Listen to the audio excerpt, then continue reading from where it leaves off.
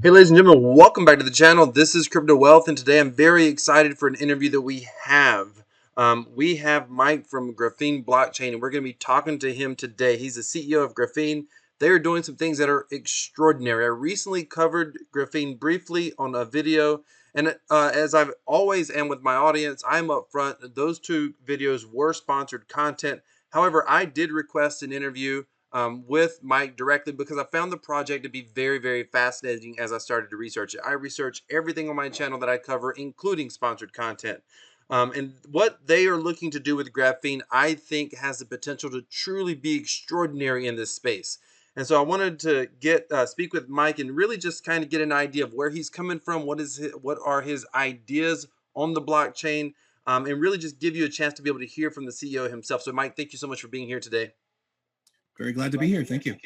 All right, so I wanted to just get started and just a couple of things. Where did the birth of graphene come from? Like, where in the world did this idea come from?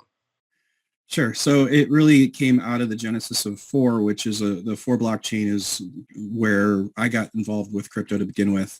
Part of the original vision of Four was that we would be adding something to the protocol to have smart contracts.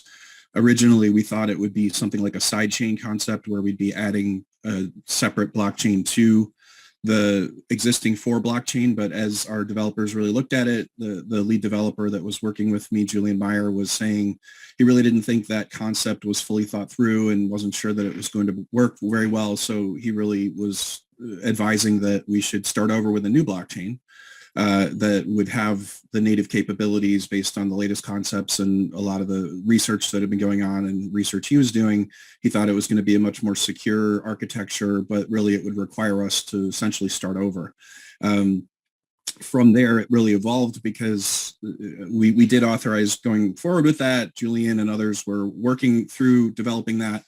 And as we really started understanding what was being developed, we realized that it really was a separate concept that was really had a different identity than what Four was focused on, because Four had really been focused around developing applications for the blockchain, making it useful for people. But a big part of that at the outset was e-commerce related. We have the Four Marketplace, which is where people can buy and sell physical and digital goods and services using cryptocurrencies.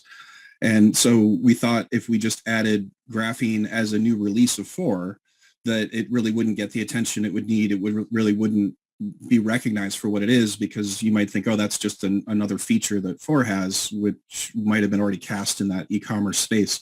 I think Four definitely has a great future ahead of it, but we really felt like graphene needed its own beginning and future. So we decided to spin it off as a separate blockchain. Four and Graphene are both community-driven projects, and neither one of the projects has ever done any public fundraising or ICO or anything like that. It's always been driven by the community, self-funded by the community and by the blockchain itself. And so we are airdropping the Graphene tokens to the holders of Four as of a certain set of snapshot dates that have all passed now.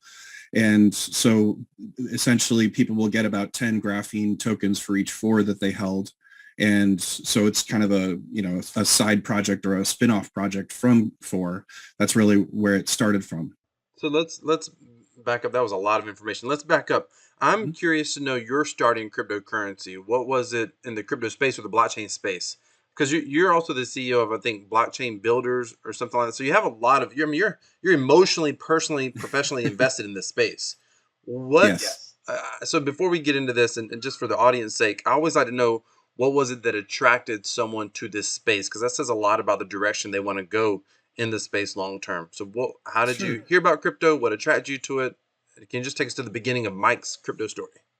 Yeah. Well, at first I was very skeptical of cryptocurrency, like I think a lot of people are. I had been a consultant for decades, really, in large professional services firms. I had spent at that time about 10 years at Deloitte. I had worked for PricewaterhouseCoopers before that. So I'd been working for very large clients, mostly Fortune 500 companies, doing a variety of technology consulting. The last 10 years or so was mergers and acquisitions IT. So that was kind of my background coming into this. And at first I started hearing about it from my sister and, her ex-husband, and they were very involved with XRP. They were very passionate about it. At first I was just kind of skeptical about the whole thing. And but I got interested in it enough to start researching it, and it really struck me as something that was going to be a revolutionary technology that was going to change the world. And it maybe took me a little bit of time to get there, but it really struck me how the protocols of blockchain are kind of aligned around incentives and incentivizing behavior. And I really believe like that's going to become a bigger thing over time. And I think you've probably seen that, internally with things like Bitcoin. You can see how miners have incentives, people have incentives to follow the rules. If you go into staking, the same thing's true.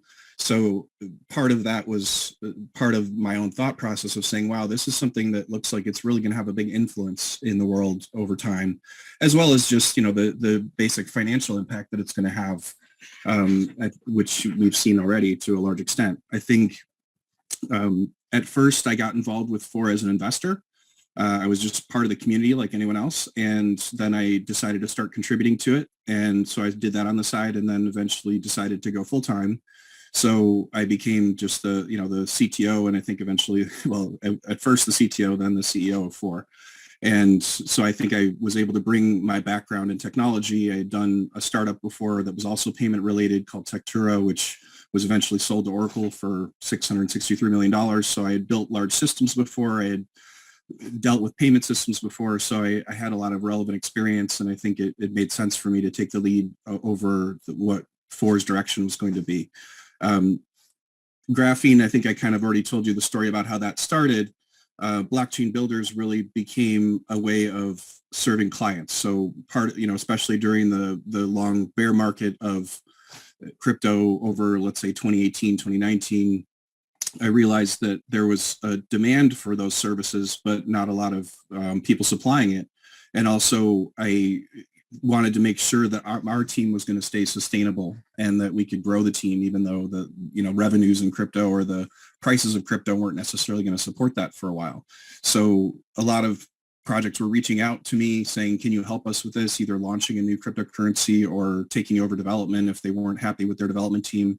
And I saw a real good fit for that, where we have all those skills and we are able to do it very efficiently, especially for blockchains that might have a lot of similarities to what we were doing it for. So we've been taking on those clients, and we're the development team behind several other cryptocurrencies as well through that business. So it is certainly my full-time focus. I really am still driving forward with FOR. I think over time, as Graphene grows and as FOR grows, I would expect that the teams may split off more with more dedicated resources. But for now, our team is supporting both projects. You are kind of unintentionally highlighting one of the struggles that I see from the business side of cryptocurrency. And this is something that doesn't get a lot of talk, is realizing that the blockchain is forever. And there's an interesting marriage that kind of happens when you take on a project. And you guys are you're kind of highlighting what's going on with FOR. Technology's changed in some ways against FOR, the original blockchain. So you're adapting, but then the adaptation becomes its own separate, really neat thing. What's the future that you see for FOR? Because honestly, I feel like it's got to pull you a little bit, because everything that FOR is doing, you could do on Graphene. Yeah, I think there's several aspects that led us to the decision not to just switch over to Graphene. One was the identity that we talked about, but also I do see a lot of very compelling reasons to keep building along the lines of what we're doing with FOR. Again, a lot of it is focused around applications on top of the blockchain, but I think it makes sense to have that architecture for a number of reasons. One is that it would be essentially the utility token for all of those applications that we're building. And we are rolling out a new vision in the near future to talk about that a lot more. I started talking about it on some of my own videos, but what I see as one of the things that is really needed is more of a decentralized architecture for a lot of different things to support communities and to support networks. That I think networks of people are going to be a huge concept going forward, especially decentralized networks. And what I want to do with FOR is to develop that sort of platform, but a decentralized platform to be able to do things like social media. E-commerce will fit right into what we're doing with the FOR marketplace. I think there should be an online education component to it. I think there could be a lot of tools for creators to serve their communities through that. And I think there could be a lot of natural rewards built into the system for people who join communities, people who contribute to communities, people who develop themselves within those communities. And so that's the sort of vision that I see for four going forward, is that we're going to be developing a set of applications that are all based on decentralized protocols that would be helping to achieve the vision of saying, if you want to have a decentralized community or a decentralized network of people that are aligned in their values or their goals, that this would give you a much better way to say, how do I publish content to that community, but also how do those communities form on their own? Because I think one of the differences with decentralized architectures is that it doesn't necessarily have to be something where you start with a top down, where a creator just says, I'm going to form a community. It could be that people are following someone and say, we like what you have to say, and that a leader sort of emerges from the network. So there could be a lot of different types of models that are not so much hierarchical like previous organizations have been, that it's more of an emergent thing where networks form on their own and leaders are kind of recognized by their peers, as opposed to someone who just says, I'm going to go start something. So I think that's the type of vision that I see for four. And I see that as very distinct and different and focused on that niche, as opposed to what we're doing with Graphene, which I see as, it's a lot of different things you can do with it. But what I would envision for that is that it would be more focused around what you can do with smart contracts in terms of doing DeFi, doing decentralized autonomous organizations, doing tokens, and a lot of different things. But another thing that we'll probably get into is that with Graphene, we can develop blockchains that are specialized to specific use cases. So you could have like a decentralized storage blockchain that runs right in parallel with an identity blockchain or a privacy blockchain, or a transactional blockchain that looks more like Bitcoin, and another one that looks more like Ethereum, where it could do the full smart contract functionality and have all those sorts of facilities built into them. And so I think I see them as two very distinct visions, that they're going after different types of things. Graphene is meant to be a platform where a lot of people will build a lot of things, whereas four, I think, is specifically focused on the types of applications that I just talked about. And we'll bridge over to Graphene. Sorry, I'm stuck on four now hearing you talk about this. Ladies and gentlemen, if you're new to the channel and you don't know what this is, I did do a video on four. I'll try to link it above or put it in the description. But they have this whole decentralized marketplace that really is about bringing adoption to cryptocurrency, is what it looks like to me, and trying to sort of come at adoption of this technology a little bit of a different way than, say, Bitcoin, just throwing it out there. And Mike, you can tell me if I'm wrong on that, but that's what it looked like to me. That was kind of the original vision. Yeah, I mean, we've always from the very start had a vision of saying we want to make things that are useful to people and that solve real problems. And one of the things we noticed when we first got started was that a lot of cryptocurrency projects were saying, I'm just going to build my cryptocurrency and I expect everybody to build on top of it, and not a lot of effort on their part to make that happen. Certainly Bitcoin, as the first mover and the biggest one in the space, has had a lot of success with people saying, I'm going to build an application that uses Bitcoin. But for many other projects, it's kind of, I just think people should build stuff using mine, and mine is the best. And we kind of took the opposite approach of, number one, saying we want to be very collaborative with different projects. We also believe that there's a lot of different niches that different cryptocurrencies could fill. So it's not like there should just be one cryptocurrency for everyone for all purposes, because you can't really optimize a blockchain architecture for every single use case. So I think there is a lot of potential for different cryptocurrencies to focus on either a specific community, a specific service, a specific business industry. And so I think there's a lot of potential for a lot of these things. And so our focus at four was to say we want to build useful applications that people want to use, and that would, of course, attract them to the four project. But it was more focused around that utility, saying we want this to be useful to people, we want to solve real problems, and the decentralized marketplace was meant to do that in the e-commerce space, to say we want people to be able to just start their own store. It can't be canceled by anyone. No one's going to come in and say you can't sell this for this price, like Amazon has done during the pandemic at certain points. And you also don't, you don't have to worry about your data being taken by someone or harvested or sold by someone. And so I think it's more of a direct relationship between buyers and sellers. And so I do think the decentralized nature of it really does offer a lot of benefits.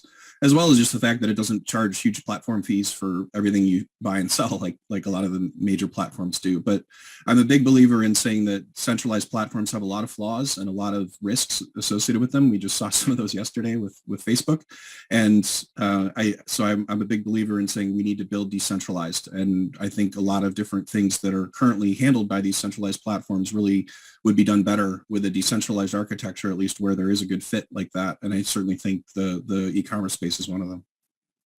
All right, so you keep talking about decentralization. So here, I always think of this question here. I'm going to pose this to you. You got this is multiple choice. Government, necessary evil, unnecessary, or a great thing that we should all embrace fully. Well, I think having government, I would call a necessary evil if those are my choices.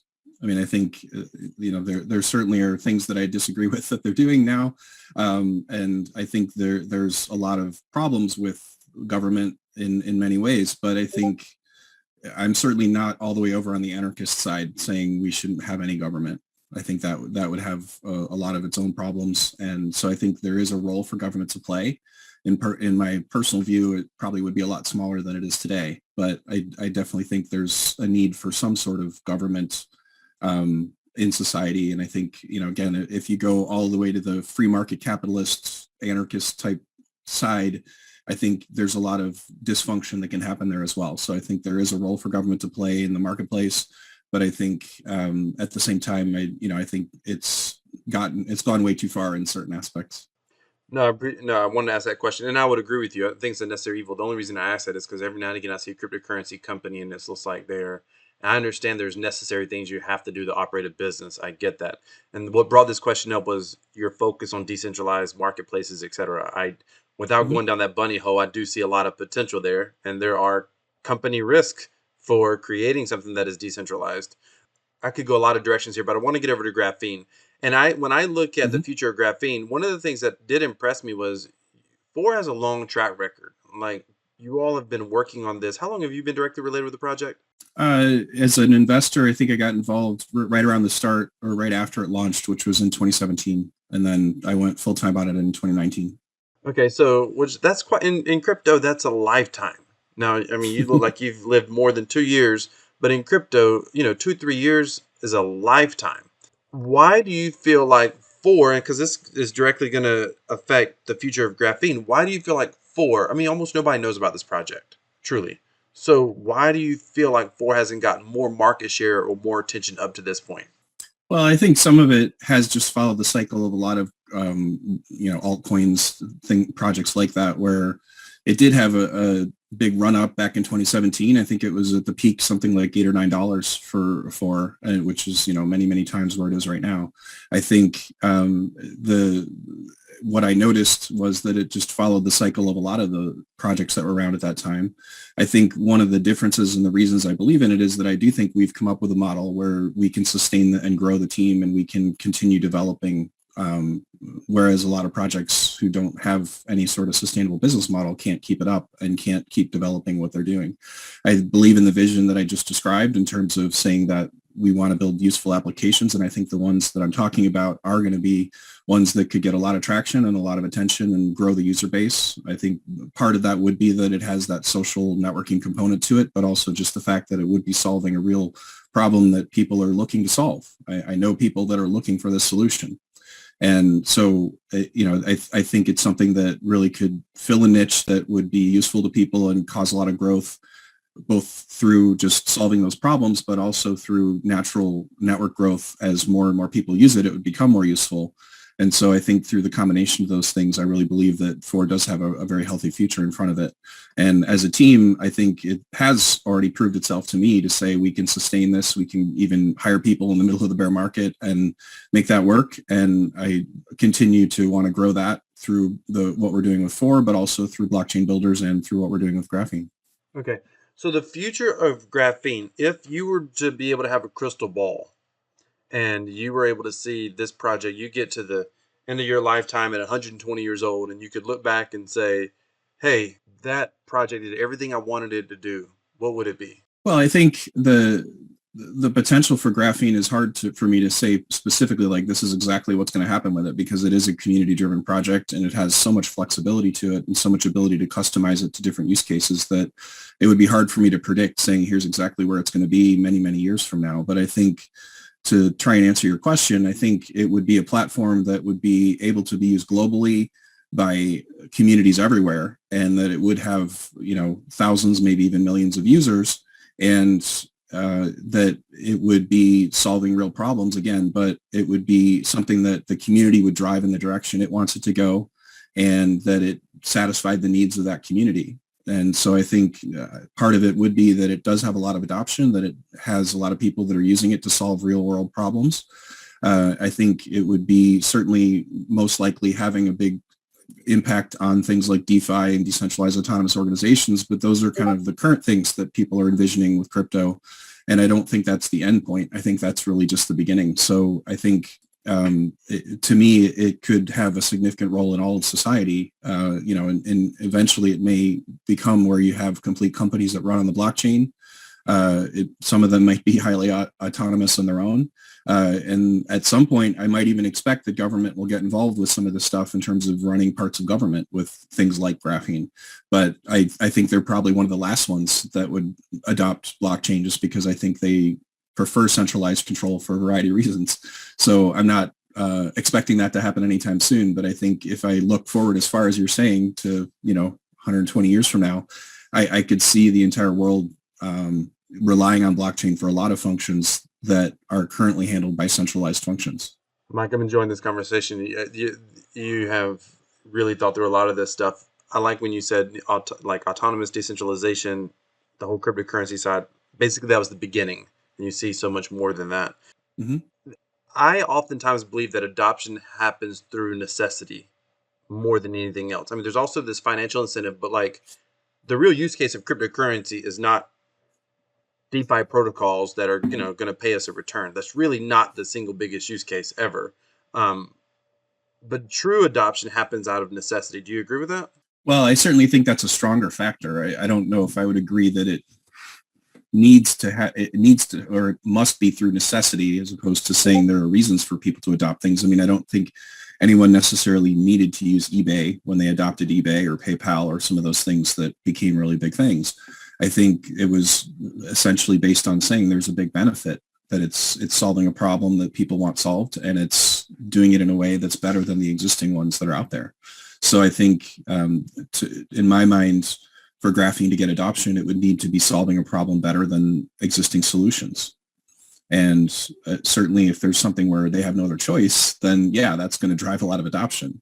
But I think, to me, I don't put the bar quite that high in terms of saying it's got to be something where you have no other choice. I think it's something where it's the best solution out there. And I guess that's probably what I meant by choice best solution. I was thinking back to government. Government would only use, in my opinion, full decentralized. Government would embrace decentralization when they were, for some reason, forced to reestablish trust, or I could see that. But anyway, that's interesting. I love your answer on that as well. What are your biggest competitors currently on the market that are maybe attempting to solve or have blockchains that could solve similar things? Well, I think Ethereum is clearly the largest one, and I think that's the dominant player in the smart contract space, which is there is a lot of shared technology between the two architectures in terms of what Ethereum 2.0 is building and what we're building. They are different. Our graphene was completely coded by our team, but we've used some of the same core protocols that they're planning to use. And in fact, we were ahead of them with some of our development early on, where they were using some of our code because we were developing some of the libraries they needed before they had done so. But I think there are a lot of key differences between what we're doing and what Ethereum is doing, one of which is the fact that we're doing a lot of things with community-driven on-chain governance. And I know that's something that Vitalik doesn't believe in, so I'm pretty sure he's not going to be doing the same thing. And so, for example, there is a sustainable development fund that will be part of Graphene, which is similar to what 4 currently has, that generates a certain number of tokens that are specifically used for development. But it's voted on in a decentralized way. Anyone can apply for those funds. So it's completely open to everyone. It's not like a privileged thing that only our team would have. It would be that anyone can say, hey, I want to do something that develops this project. And if they have the support of the community, then they'll be able to get those funds. And so I think that's one piece that's different.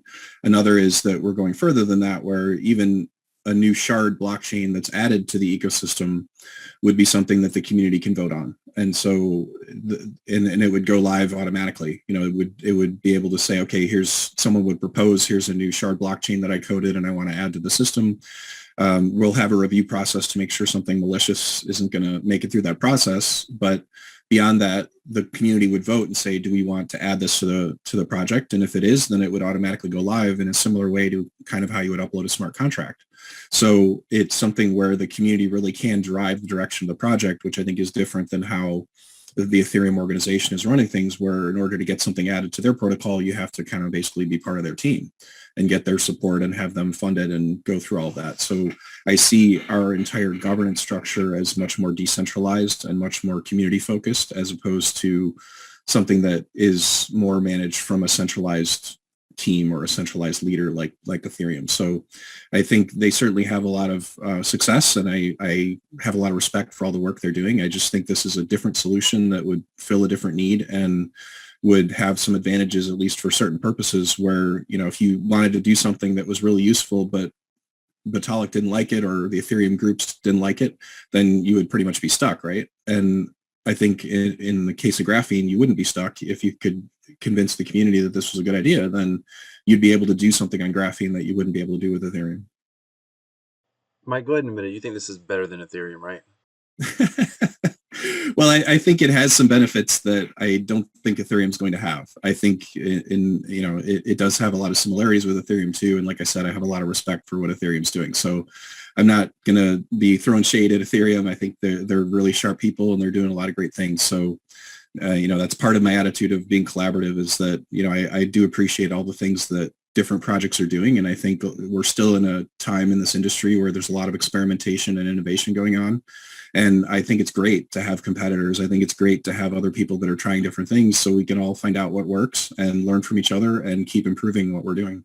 Yeah, I actually love that. I mean, I love your approach to that. Where would you rank something like Solana? I did a video called the Solana Alternative and talking about graphene, and mainly because more people know about Solana than in graphene.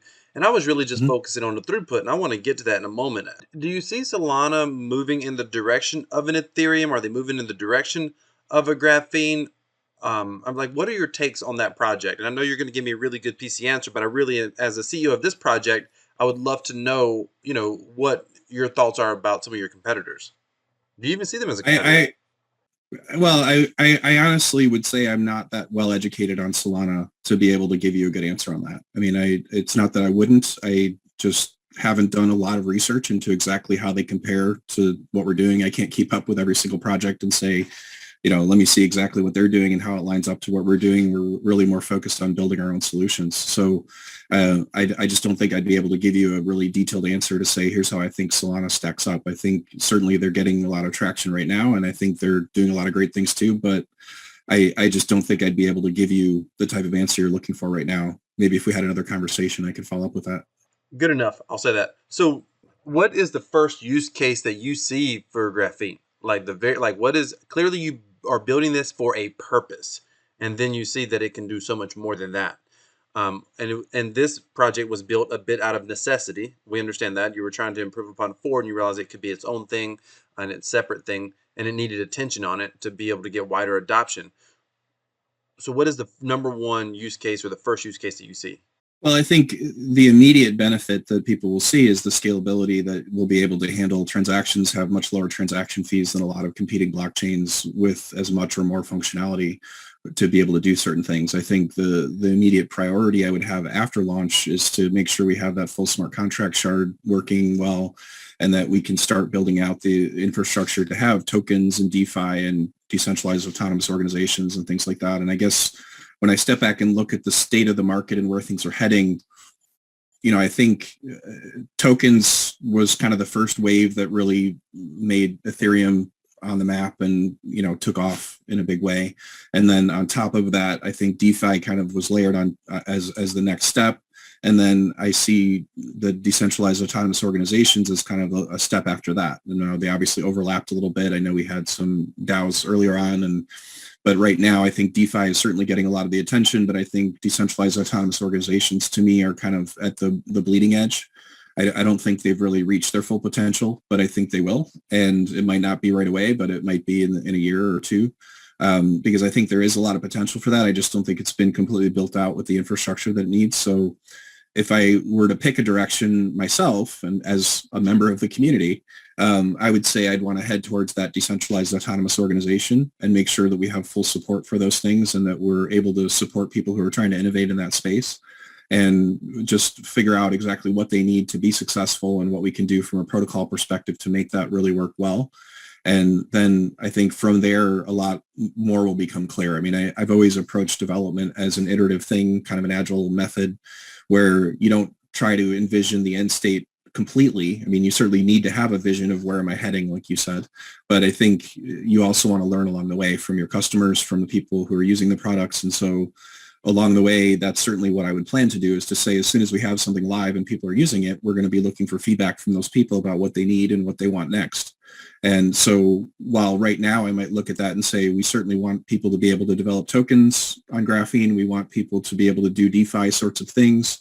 I would expect something like a Uniswap or a PancakeSwap to come up. It may not be done by our team, but I would expect someone to be developing that if it isn't us. And then we would also look for any facilities we can do to make decentralized autonomous organizations and NFTs and things like that part of the architecture so that we can make sure that we have that full infrastructure and can support that type of functionality for people in an easy way. And at the same time, I'd be looking for people to develop shards and to take things in new directions where, again, that would be something that would just be somewhat unique to Graphene, where you have customized shards for specific use cases that would potentially give you a better solution for a lot of different niches, all within the same ecosystem. So to me, those are some of the immediate benefits that I'm looking to achieve. And then as we get there, we're going to be getting feedback all along the way to see what people want, what people need, and what new things are coming out to guide our direction going forward. You've mentioned sharding.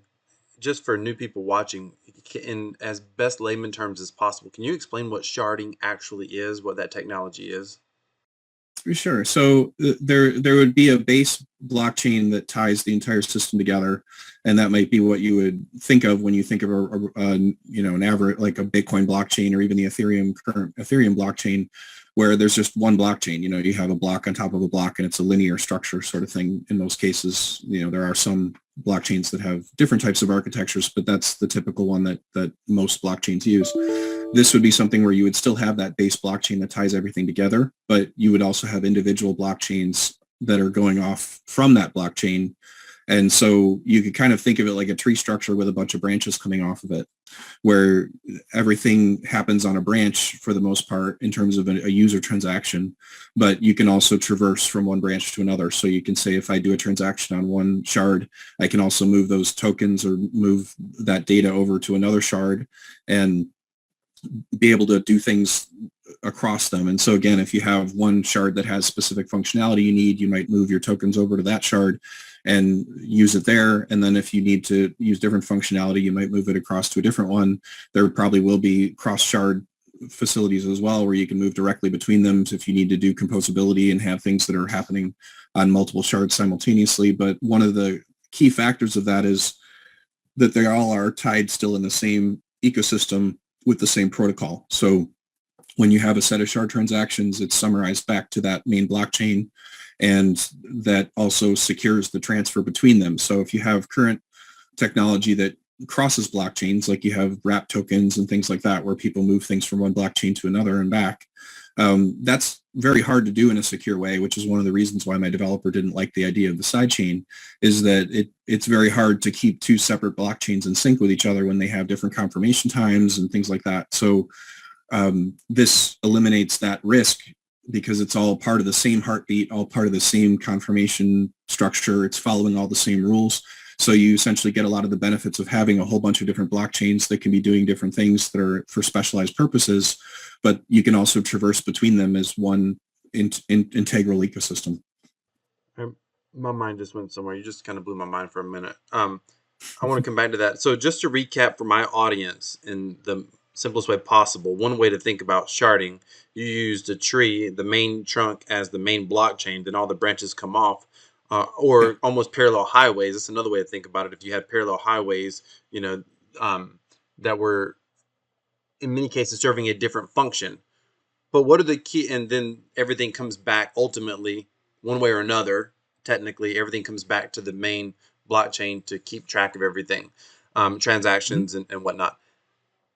What are the key benefits to this sharding technology? Because we hear about it, and as a someone who's learning about crypto, we don't always understand exactly the benefits. Why is this important? Yeah, I think, well, certainly one of the key benefits is scalability.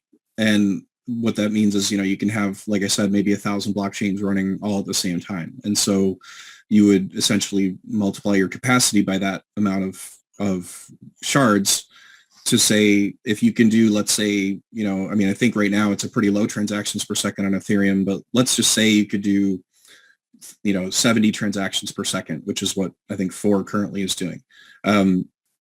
You could say, okay, now if I have 1,000, then that's 70,000 transactions per second, right? And that's not counting some of the optimizations and things that are going along with what we're doing with graphene. So it may actually be much higher than that, but it just is a simple math that you get that scalability where you can say you can have a very high overall capacity for transactions. And then because of that, if you have the same sort of system where you're paying a transaction fee to get your transaction included in a block, you have a lot less competition because you have all this idle capacity ready to go. So you're not competing like you are with Bitcoin, where you're saying, I got to auction my transaction fee to be higher than the next one if I want to be included in the next block. So in order to do something quickly on Graphene, you wouldn't have to pay nearly as much to get included in that. And that's not even talking about the price difference wherever we start. I'm not, I have no idea exactly where it's going to go price wise. That's something the market will decide. But even regardless of the price, you would say the fees don't have to be as high, because you would have to get to a really high level of capacity before you would even start having to bid against someone else to be included in a block. So it would essentially mean you have a very low cost for doing those transactions. So there's a lot less friction in the process, which I think is certainly a problem right now with Ethereum, that a lot of things are just costing too much to do. It's one of the reasons why we did our airdrop on the Binance Smart Chain instead of Ethereum, is just we didn't want the transaction fees to be too high to be able to run the smart contract to do the airdrop. So I think that's one of the benefits, is lower cost, higher transaction capacity. And then the other big benefit I would highlight is that customization, where you can have different blockchains that are optimized for different use cases. Because in many cases, or most cases, when you design a blockchain, you have to optimize for a particular use case. So Bitcoin might have been more optimized for secure, fast transactions, and Ethereum would be more optimized for running smart contracts. Other ones might be optimized for different things. And, some have very short block times, fast transaction confirmations, things like that. So, but all those things require trade-offs. You can't say I'm going to optimize for everything.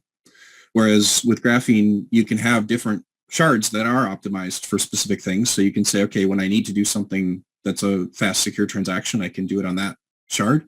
But if I need smart contracts, I can go over and do it on that shard. And each one is optimized for its own use case. So you don't have as many trade-offs, because you can basically use the different parts that you need for the different parts of what you're trying to do. So it's faster to transact with, is what I'm hearing. It should be cheaper to transact with, Mm-hmm. is what I'm hearing, and optimized depending on the application of the shard or whatever. So it's more optimized, faster, more scalable. So we got speed, scalability, cheaper. I mean, that's not Yeah, the whole. and flexibility. I mean, it just, again, the if you want to say, okay, what can I do with this blockchain? The Bitcoin blockchain protocol has a certain set of functions, but it's mostly focused around store of value, right? And it doesn't have as much smart contract functionality. It does have some, but not certainly the Turing complete smart contracts that Ethereum provides. Whereas Ethereum has smart contract functionality and can do a lot of different things with it, but it has a lot of cost associated with that. It slows things down. It slows the transaction capacity down. It has a lot of limitations based on that architecture.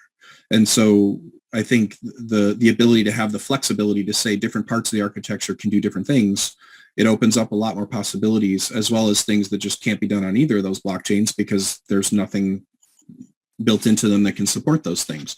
So I think this allows for a lot more functionality over time as well, because you can build specific blockchains that have specific protocols and attributes that are different than other ones on the same ecosystem, so that you can build a lot more into the whole system and have it be more functional overall.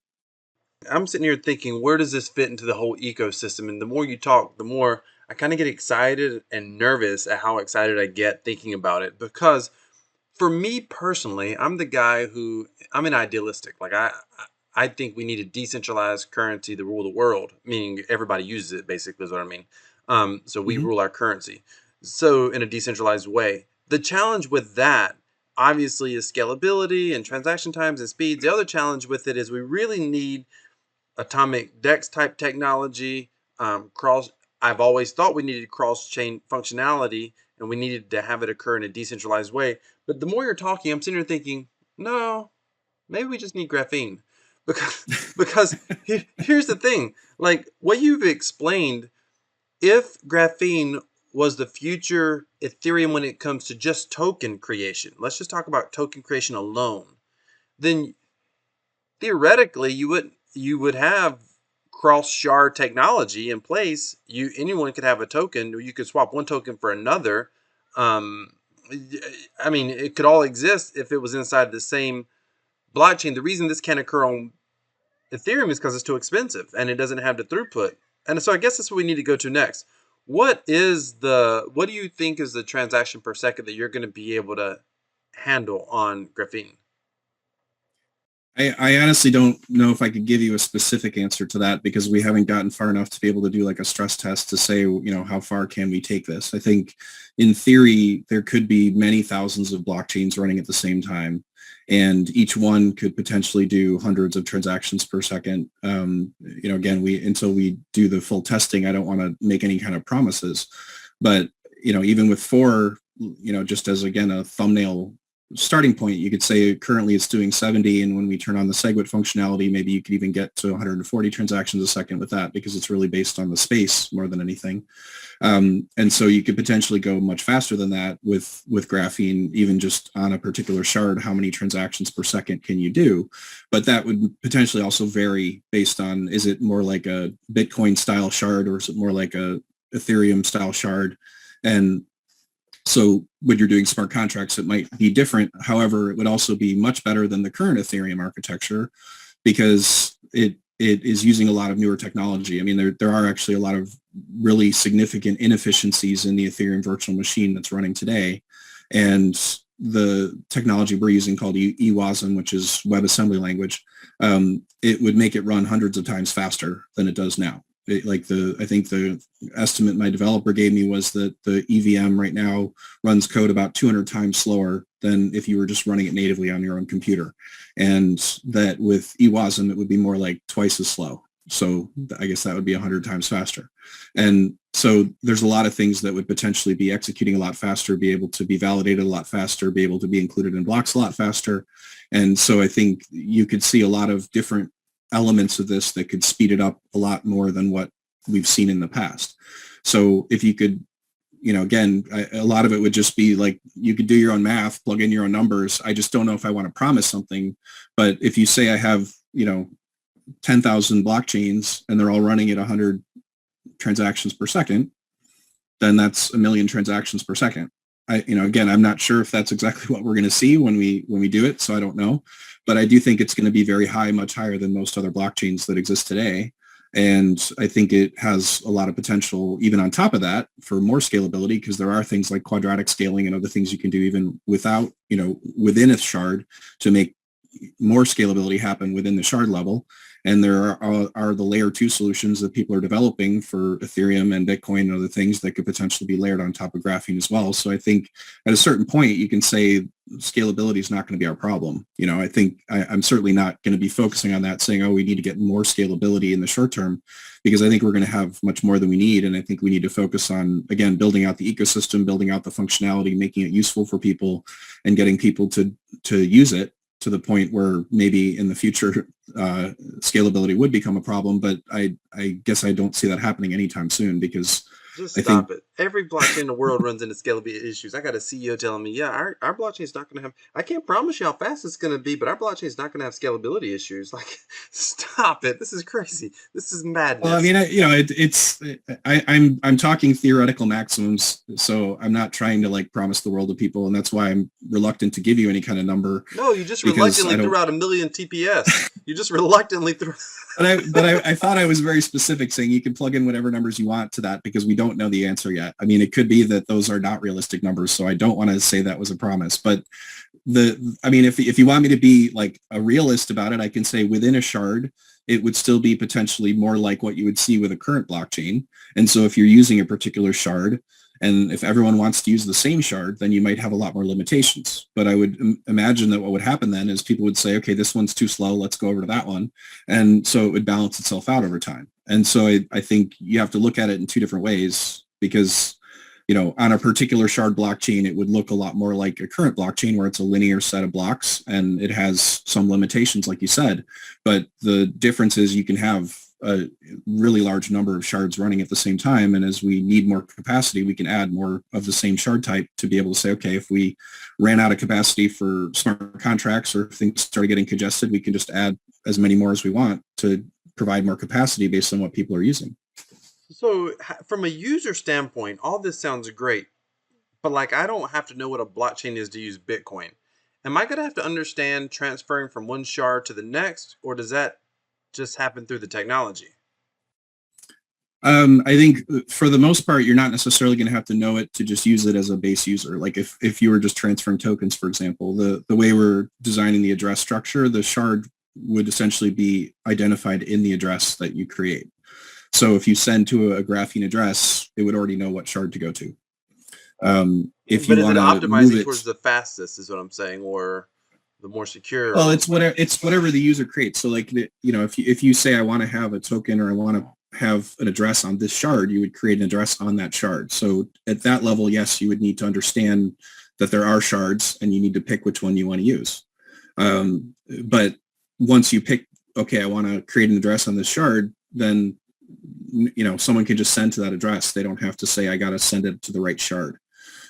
So I guess it would be somewhere in between. But yes, they will have to be somewhat conscious of what shard they're trying to use when they create an address, but they would then be able to say I can just stay there and use it and not really worry about it from that point forward.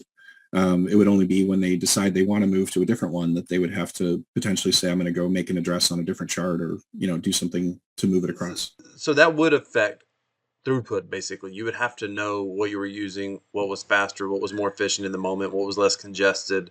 So the transaction per second is on the total blockchain or the total ecosystem, what you're referring to.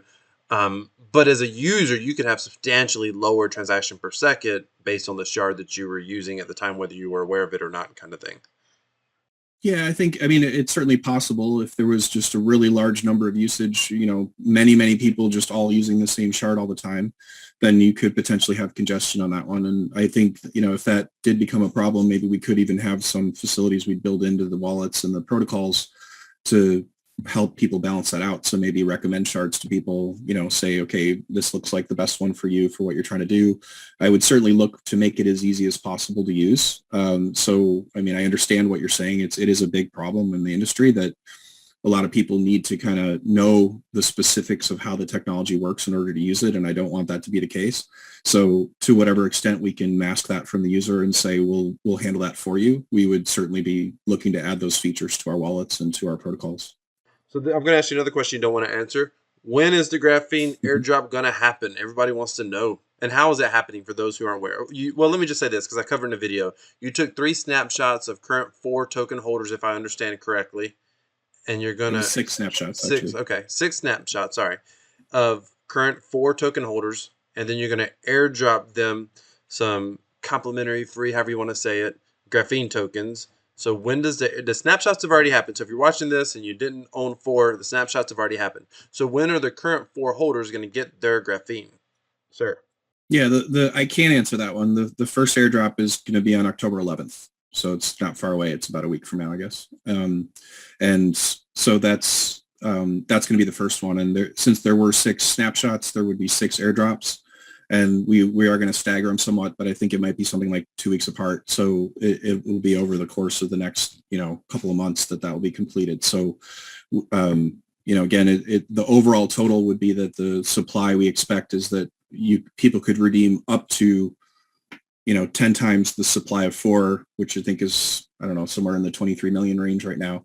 So it could be 230 million, but I would really expect it to be much lower than that because not everyone's going to redeem it. Some people may not even be around or paying attention. We're also taking out certain parts of the existing 4 supply from the airdrop because there are some exchanges that said they wouldn't support it, and some exchanges that have gone offline, and in the case of Cryptopia, I think it's still tied up in New Zealand courts. And so we're not going to be giving airdrops to those balances. So it would be somewhat lower than that. And then again, it would be staged over time. Part of the design of the airdrop was to allow people to decide when they want to take the airdrop to. So at least in the case of the United States, there could be tax implications of it depending on your situation. So we're looking to understand, we want people to be able to say, if I don't want to take it this year, I could take it next year.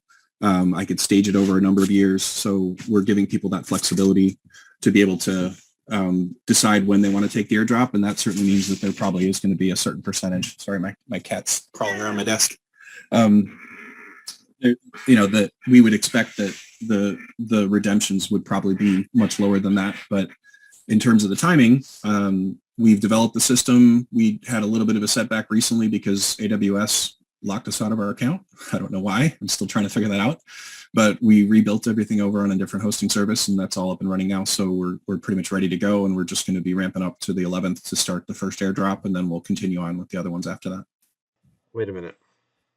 Sorry, my spidey sense just went off. AWS locked you out of your account for creating a decentralized technology that, given the future, could rival.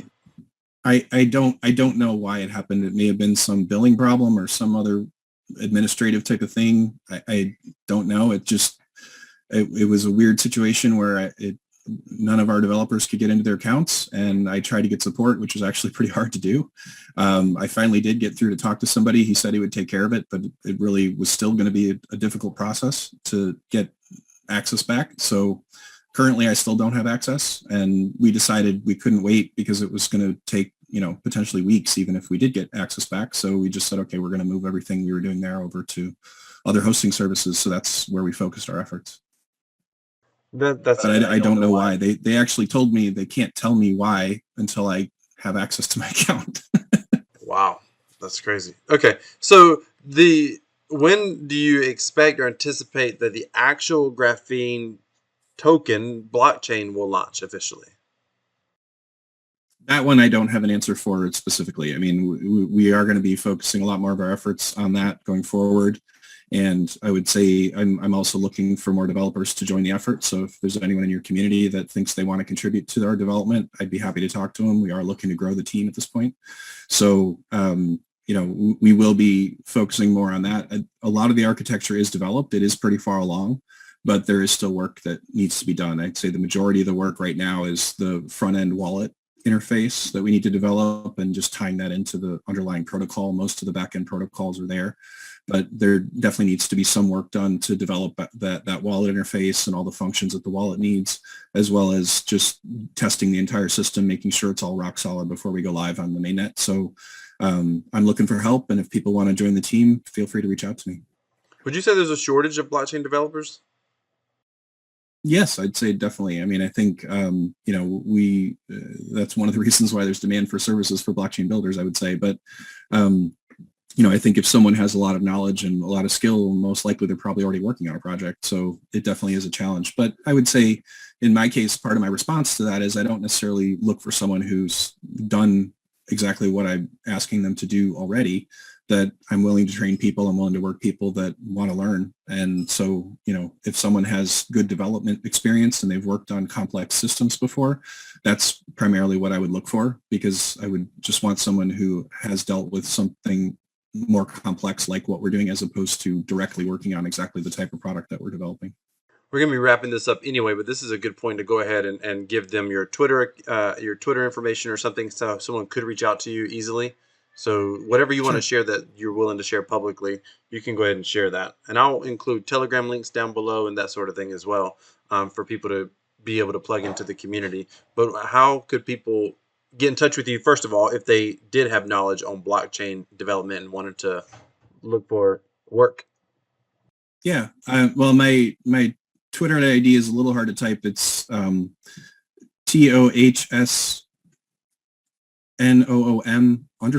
which is actually the word moonshot backwards, but with an underscore after it. And so that's one way you can find me on Twitter. You could probably just search for my name, Mike Trisco. It would probably come up. And then my email is mike@4.io, and that's with a PH in case anyone's spelling it, doesn't know how to spell it. But you can also go to 4.io, just 4.io, the website, and all of our other information would come up. So if you want to try and reach me on Discord or Telegram, I would say you can find all the links for that on our website. There was one more question I had. The ultimate goal with Graphene is being able to create this project that can shard, that can have fast. Well, you're going to have sharding technology, and it seems like you're kind of ahead of the curve on the whole sharding thing. I mean, that's a big part of this project, and there's a lot of blockchains trying to implement it after the fact, which of course probably creates all sorts of inefficiencies. In fact, I think it's kind of what you guys were looking to do with 4 before you were like, nah, let's just do its own thing. I know you don't want to give an exact launch time. Are you thinking it's going to launch within this coming year or later? Well, by year, if you mean the next 12 months, then I would say certainly. I just don't know if I'd want to narrow it down from there. That's, I no, it's just good don't know enough. I just exactly how want to give things an will go. idea how far out we were. So you're thinking it should launch within the next 12 months. Yeah. I mean, if I just look overall at the work that needed to be done, I would say we're probably 80% complete. And, it was primarily one developer working on it, but with some help from a few other people. And it took maybe a year and a half to get to that point. So, I would say if I just judge by that, especially if we had more developer resources on it, it would go a lot faster than that. So I wouldn't expect it to be more than a year from now, but I would just say I don't like to give dates before I'm pretty certain that I can hit them. So I just don't like to make promises like that. In one word, what's the single biggest solution that you see that Graphene brings to the cryptosphere? To me, it's probably flexibility. That's a good word. I was thinking scalability. Flexibility is better from what we talked about. That's a good word. That's incredible. Is there anything else that you feel like the world needs to know about graphene or 4 before we wrap it up? Anything at all that you want to wrap up with? Yeah, I mean, I think the main point would just be, as I said earlier in the conversation, we're a very community-driven project. We want as many people as are interested to join the community, and we love feedback from people. So if you have ideas, if you have suggestions, if you want to join the community, please do. And we're looking for your ideas. We're looking for what you think is important, because we want as much input and feedback as possible from the community as we're developing these things. I mean, I see our role as kind of just serving the needs of the 4 and the graphene communities. And so, I'd love to have more people and listen to what you have to say and listen to your ideas. And if we have agreement on it, we'll certainly move forward with those ideas. It's very interesting. I So, mean, I got 2 more questions for you. Do you actually think a true DAO, decentralized autonomous organization, I think that's right. Anyway, do you think a true mhm. self-governance system can exist? Meaning we've got a couple of examples, but most DAOs are just DAO in name only, and then they're DAOs, but primarily all the voting rights are still with the developers, and they're still very centralized in a sort of decentralized way. But do you think a true DAO can exist in a flexible ecosystem like Graphene? Yes, I definitely do. I mean, at least in the case of 4, I would say our distribution is pretty widespread. Like, our team doesn't own a huge percentage of the supply. So at least in our case, I don't think the governance over our budget is centralized, because I think there is a pretty wide dispersal of the tokens over a lot of different people. We don't have a situation that some projects have where it's like half the supply is owned by the team, and then everyone else is kind of watching what's happening.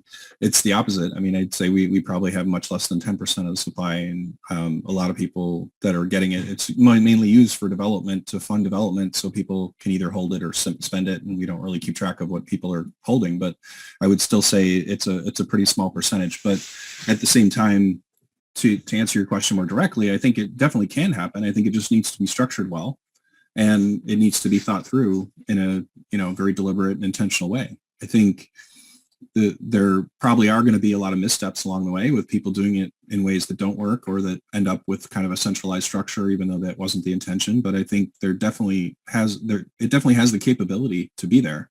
I think it just has to be thought through in terms of like how is the power structure or whatever you want to call it set up so that you don't have just a single entity or group or set of people or individual that's really controlling the thing, but that you also have some way maybe to make sure that it is moving in an aligned direction. I mean, I think there's probably extremes on both sides where if you were totally on the far end of decentralization, you could potentially say, well, that could get infiltrated by people who actually want to sabotage it, or it could go in a whole bunch of different directions and not really have a focus. So I see there is a need for some kind of leadership within that structure.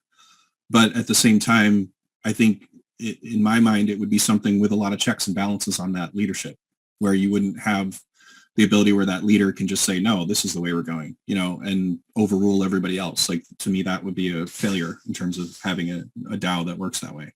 So I think, I certainly think we can set up a structure like that. I mean, even the United States government, at least in the original vision of it, was an attempt at that. I don't know if I would necessarily agree that that's what we have right now, but I would say that, part of the thought that was put into that was to say, how do we avoid a monarchy? How do we avoid having this centralized power? So I think using the principles of that, I think you could potentially apply some of that to a DAO and come up with a way where there are checks and balances and there are ways where you don't have one party that's exerting all the influence over the system.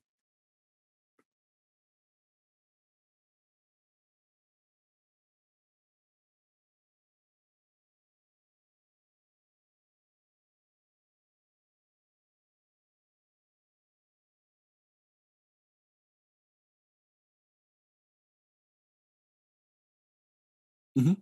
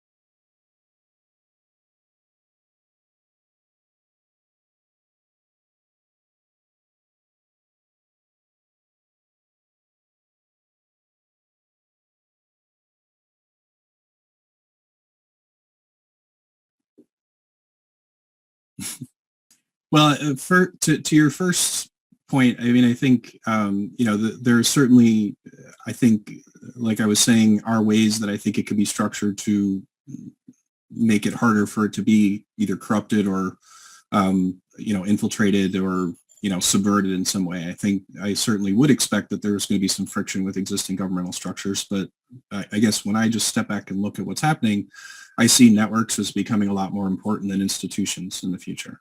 And I don't know that there necessarily is a way government can stop that. Certainly they can try and crack down on them or regulate them in some way, but to an extent, it's not even really about money. It's not even really about the existing structure because, at least right now, we do have freedom of association. We have freedom to communicate with people. And I think that would be very hard to crack down on completely. And I think people are able to form their own networks and invest in those networks. And I think, to me, that may even become a more dominant concept than institutions in the future. And so I think, that also may play a role in what we're saying about the leadership, that leaders may be more recognized by the network as opposed to being officially elected or, having some anointed power that's given to them. It may be essentially pretty literally governing by consent in the sense that you're agreeing to follow somebody because you're aligned with them and that you share values with them or you share goals with them, and that if that changes, then you don't follow them anymore and they lose that automatically. I mean, it may not really be something that has this intervening layer of saying you have to be elected and that there's this permanent structure in place. It could be that there is no structure in place if nobody wants to follow it anymore. So I think it could be a very different dynamic than what we see in the institutions we have today.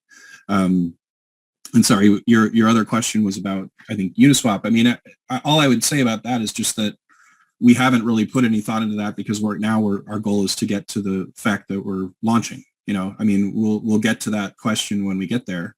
And if I certainly would expect that once we have tokens, there would be a need for an exchange for those tokens. And if no one else is stepping up in the community or, as an outside developer to develop one, then our team probably would do that. But I would just say, I would very much encourage external development, maybe even more so than what we're doing ourselves, because if I had my choice, I would say we'll focus on the core protocols, the things that are really part of that core platform, and then other people can develop all the layers on top of that. So I would be very open to saying if someone wanted to develop their version of PancakeSwap or Uniswap or whatever it was, that would be great. I would love to see that. And so I would encourage as much other developers to get involved once we're live and we're able to do those sorts of things. And we'd be happy to work with them and maybe even support some of those efforts. And again, they could apply for some of the funds from the development funds as well. So I think in an ideal world, that's how it would be working in my mind, is that the budget would be essentially a DAO where anybody can apply for funds, they can get funding for their projects, and the community can vote on what they want to fund. And so to the extent that we're encouraging that, we would do that through that development fund, and it would not really be up to me. It would be up to the community as to what gets funded and what gets developed. But at the same time, if there is a vacuum, if there is something where no one else is stepping up and something is needed, then I would want to say, yeah, let's develop, let's put some resources behind that and give the community what they need. Yeah, that's somebody out there needs to go create a pancake swap on graphene once it's launched. Because there's a lot of potential there.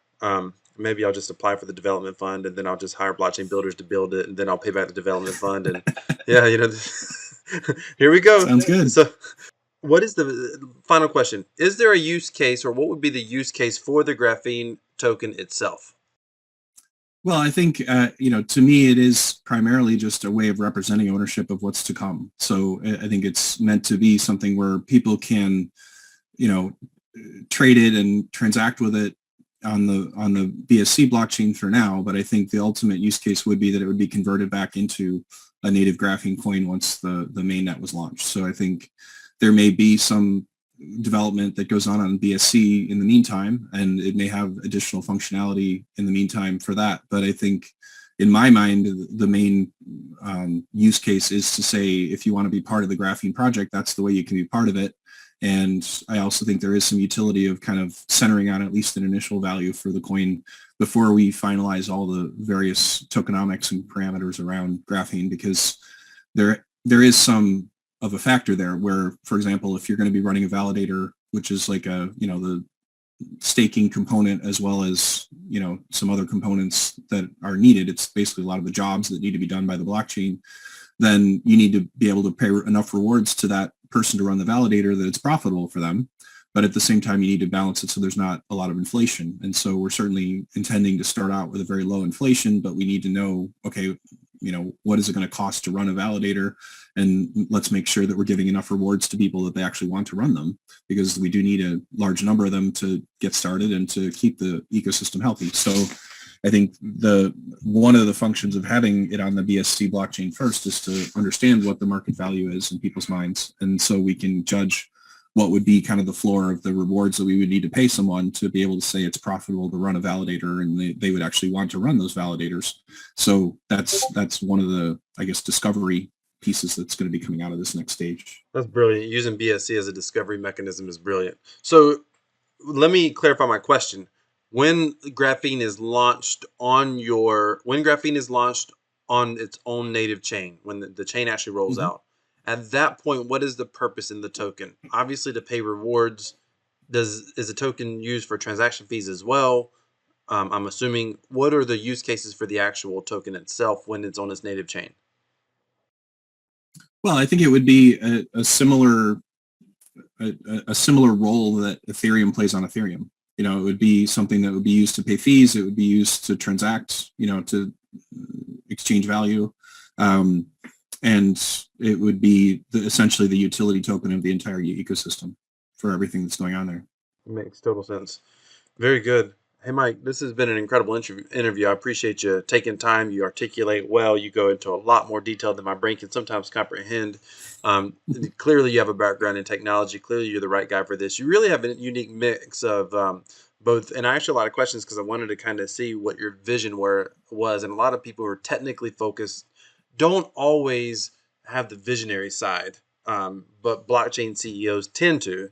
And that was incredible to be able to hear you talk and articulate that. So I think you're doing an incredible job with what you all have going on. I think the idea of running which most people, you spoke about it and most people may have missed it, but there's a brilliance in the fact that you have a blockchain business that is helping fund project development on the core projects in some ways.